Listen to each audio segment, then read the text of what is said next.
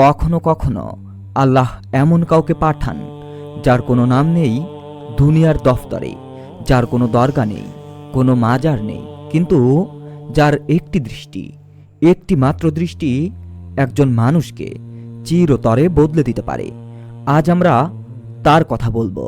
তিনি ছিলেন একজন পথিক, এক রহস্য পুরুষ, এক জ্বলন্ত আগুনের ফুলকি। তাকে চিনতে হলে আগে রুমিকে বুঝতে হবে, আর রুমিকে বুঝতে হলে জানতে হবে কোন আলোই তার অন্ধকার ঘরে প্রথম আলো জ্বলেছিল।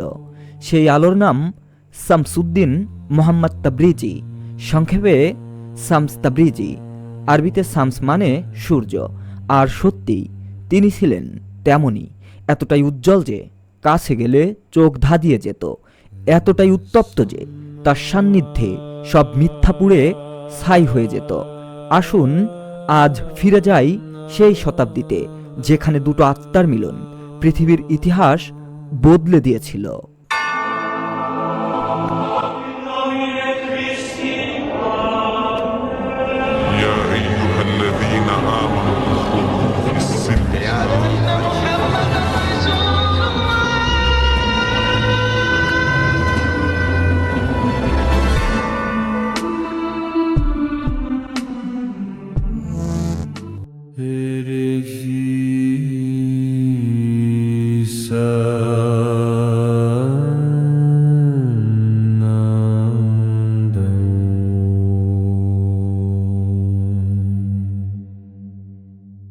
সালটা ছিল 1244 খ্রিস্টাব্দ।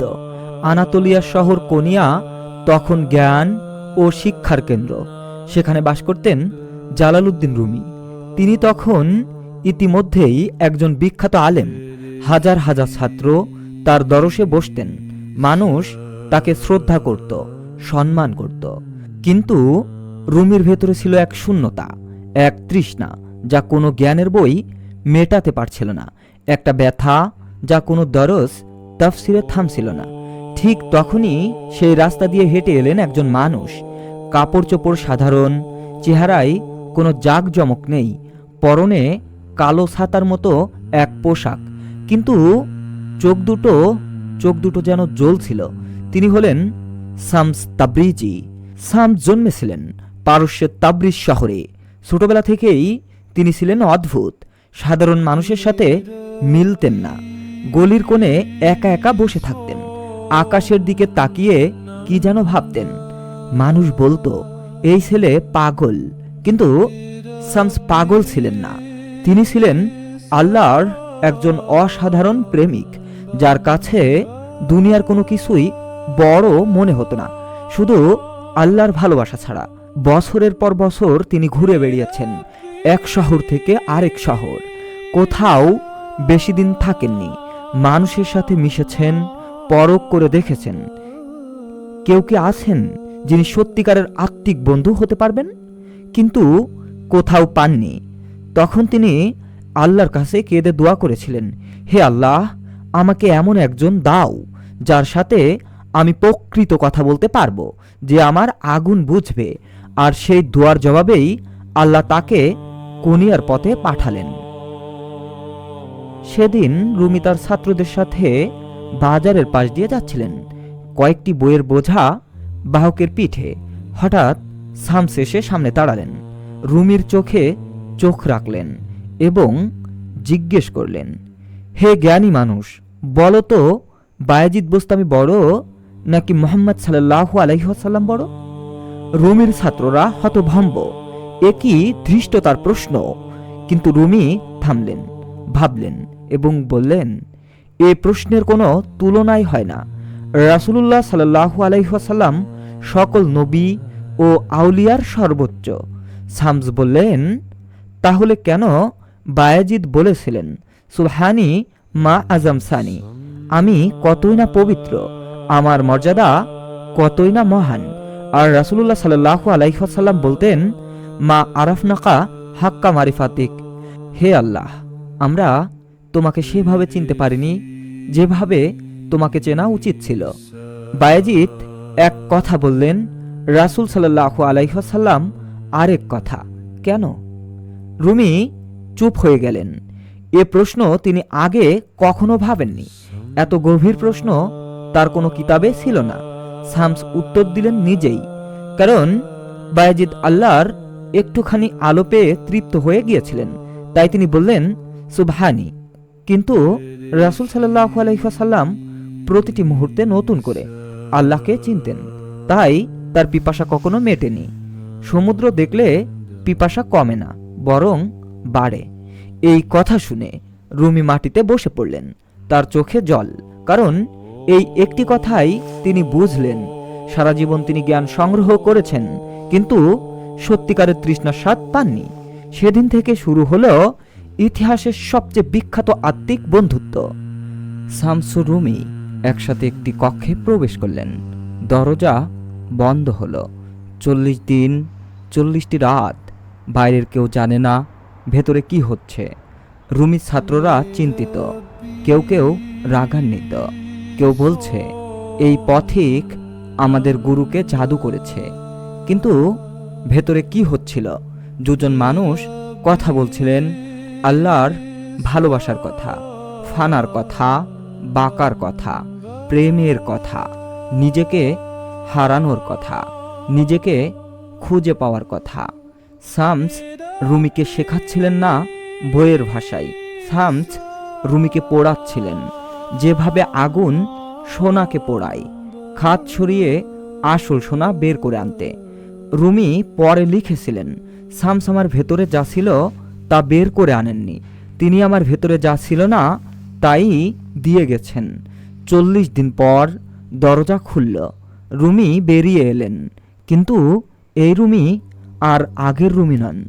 আগের রুমি ছিলেন একজন আলেম, এই রুমি হলেন একজন আশেক, একজন প্রেমিক, একজন কবি, একজন মাস্তানা দরবেশ।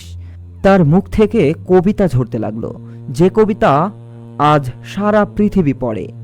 শামস তাবরিজি কোনো বই লেখেননি, কোনো মাদ্রাসা খোলেননি, কোনো ফতোয়া দেননি, তবু তার কথাগুলো আজও মানুষের হৃদয় স্পর্শ করে। তিনি বলতেন, ধর্ম ভালোবাসার জন্য, ভালোবাসার বিনিময়ে যদি ধর্ম হারিয়ে যায় তাহলে ভালোবাসাই নাও, কারণ ভালোবাসা ছাড়া ধর্ম শুধু একটি খোসা। তিনি বলতেন, যে মানুষ শুধু নামাজ পড়ে কিন্তু তার প্রতিবেশীর কান্না শুনতে পায় না, তার নামাজ আল্লাহর দরবারে পৌঁছায় না। তিনি বলতেন, আল্লাহ প্রতিদিন তোমাকে একটি নতুন দরজা দেন, কিন্তু তুমি গতকালের দরজার সামনে দাঁড়িয়ে থাকো, তাই তুমি নতুন আলো দেখতে পাও না। এবং সবচেয়ে গভীর কথাটি তিনি বলেছিলেন, রুমি তুমি জ্ঞানের সমুদ্র, কিন্তু সমুদ্র নিজেকে জানে না। আমি এসেছি শুধু তোমাকে তোমার কাছে পরিচয় করিয়ে দিতে। শামস বিশ্বাস করতেন, প্রতিটি মানুষের ভেতরে আল্লাহর এক টুকরো আলো লুকিয়ে আছে। সেই আলো খুঁজে বের করাই জীবনের একমাত্র কাজ। আর সেই খোঁজের পথে সবচেয়ে বড় বাধা হলো আমাদের অহং, আমাদের আমি। তিনি বলতেন, যেদিন তোমার আমি মরে যাবে সেদিন তুমি সত্যিকারভাবে বাঁচতে শুরু করবে। রুমির ছাত্ররা শামসকে মেনে নিতে পারেননি। তাদের চোখে শামস ছিলেন একজন অপরিচিত পথিক, তাদের গুরুকে নষ্ট করে দেওয়া এক অদ্ভুত মানুষ। তারা ষড়যন্ত্র করল, শামসকে কোনিয়া ছেড়ে চলে যেতে বাধ্য করল। রুমি ভেঙে পড়লেন। তিনি শামসকে খুঁজে বের করলেন দামেস্কে, চিঠি লিখলেন, ছেলেকে পাঠালেন, অনুরোধ করলেন। শামস ফিরে এলেন, কিন্তু কিছুদিন পরেই আবার ষড়যন্ত্র, এবং এবার শামস চলে গেলেন চিরতরে। ইতিহাস বলে 1248 সালের এক রাতে শামস তাবরিজি অদৃশ্য হয়ে গেলেন। কেউ বলে তাকে হত্যা করা হয়েছিল, কেউ বলে তিনি নিজেই চলে গেছেন, কিন্তু সত্যটা আল্লাহ রাব্বুল আলামিনই ভালো জানেন। রুমি পাগলের মতো খুঁজলেন, দামেস্ক, তাবরিজ, সবখানে পেলেন না। এবং তখন সে না পাওয়ার যন্ত্রণায় রুমি লিখলেন তার সবচেয়ে বিখ্যাত কবিতা, বসনো ইন্নি চুনসিকায়ত মিকুনাদ। শোনো, এই নলখাগড়া কিভাবে বিলাপ করছে। শামস চলে গিয়ে রুমির ভেতরে যা জ্বালিয়ে দিয়েছিলেন, সেই আগুন মসনবীর 6 খণ্ডে ছড়িয়ে পড়ল, 25,000-এরও বেশি লাইনে। শামস ছিলেন আগুনের ফুলকি, রুমি হলেন সেই আগুনের আলো। শামস তাবরিজি যদি একটি কথাই রেখে যেতেন, সেটি হতো, ভালোবাসা হারানোর ভয়ে যে ভালোবাসে না সে কখনো ভালোবাসতে শেখেনি। তিনি বিশ্বাস করতেন আল্লাহর সাথে মানুষের সম্পর্ক ভয়ের নয়, প্রেমের। নামাজ পড়ো ভয়ে নয়, ভালোবাসাই। রোজা রাখো নিয়মে নয়, আকুলতায়। কোরআন পড়ো মুখস্থে নয়, হৃদয় দিয়ে। তিনি বলতেন, আল্লাহ তোমার দোষ গোনার জন্য বসে নেই, তিনি তোমার জন্য অপেক্ষা করছেন, ফিরে আসো।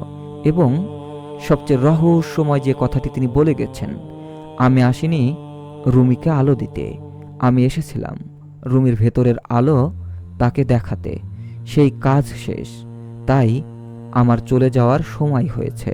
হয়তো এই কারণেই তিনি চলে গেছেন, কারণ একজন সত্যিকারের গুরু কখনো চান না শিষ্য তার মুখের দিকে তাকিয়ে থাকুক।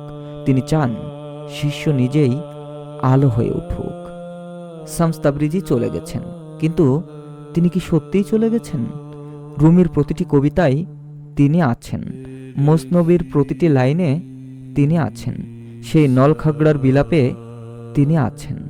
আর তুমি যখন কোনো গভীর রাতে একা বসে আকাশের নিচে তাকাও আর মনে হয় এই মহাবিশ্বে কেউ একজন আছেন যিনি তোমাকে চেনেন, তোমাকে ভালোবাসেন, সেই অনুভূতির নামও শামস।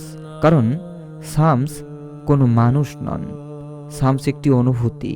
শামস সেই মুহূর্ত যখন তুমি প্রথম বুঝতে পারো তুমি একা নও, আল্লাহ তোমার সাথে আছেন সব সময়, প্রতিটি নিঃশ্বাসে। এটাই শামসের শিক্ষা, এটাই রুমির কবিতার আসল অর্থ, আর এটাই ভালোবাসার চিরন্তন সত্য। আশিকি पैदस्त আজ নালায়নি, প্রেমের জন্মই হয়েছে নলখাগড়ার কান্না থেকে।